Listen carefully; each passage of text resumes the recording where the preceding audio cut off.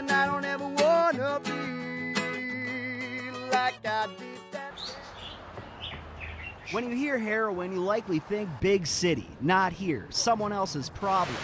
But the highs and lows of heroin addiction manage to flood right into the valley, and the abuse, it starts a lot closer to home than you'd think. I mean, I had a great childhood. I did everything I wanted to do, played sports and stuff like that, and had all the opportunities I could ask for. This young man is a college student right here in the valley. He looks a lot like your typical 20-something kid.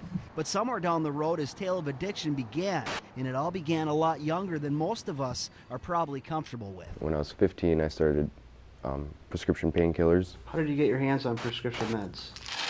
Oh, I tell you what, middle school and high school was the easiest place to find prescription pills ever. I mean, I'd get them for free from one kid sitting next to me, and you know, people would take them from their parents' cabinets and whatnot. And they're just really easy to find. And so at the ripe age of 15, his story of addiction begins. I told the story before, and I said that I was hooked the first time I tried it. Oxycontin, Vicodin, codeine, morphine, methadone, fentanyl. Sadly, the story isn't all that uncommon to law enforcement, because it has the same effects of a pain reliever. And it can oftentimes lead to the next step, the other drug in the opiate family. But now they're dealing with something it's in a whole different league. It was the opiates, painkillers, pill abuse that gradually brought this young man and nearly 200,000 others in 2011 to try heroin for the first time. And then you find a vein, and as soon as you put the needle in and pull back and see blood, then you know you're in. And that's honestly one of the most addicting parts, is the needle.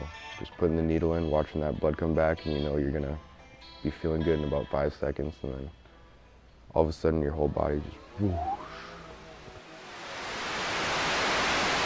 While abuse of prescription pills for pain was reported to be going down in 2011, heroin use was reported to be going up. But when you get down to it, some of those pills are not much different than heroin. And heroin has made it here. Actually, when I moved to the valley is when I started getting heroin more.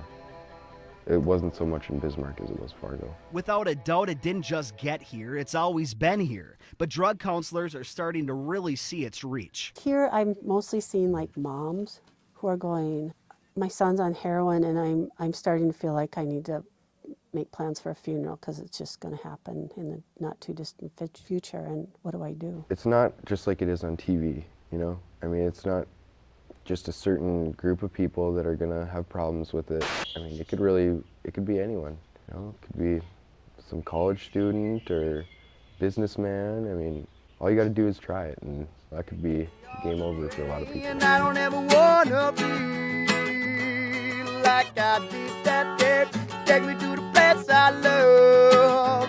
Just take me all the way. But it's not game over for one young man from the valley. After 2 stints in rehab, the highs and lows of recovery, and the attitude that he didn't have to become a statistic, he's clean today. The hardest experience of my life. And shared his story so moms, dads, teens, and young adults can know that the problem with heroin in the valley can absolutely be beat.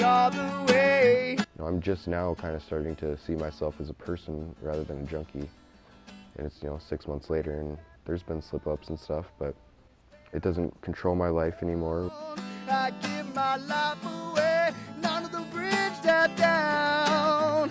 I think it's heroes. In the valley, Crest, Valley News Live.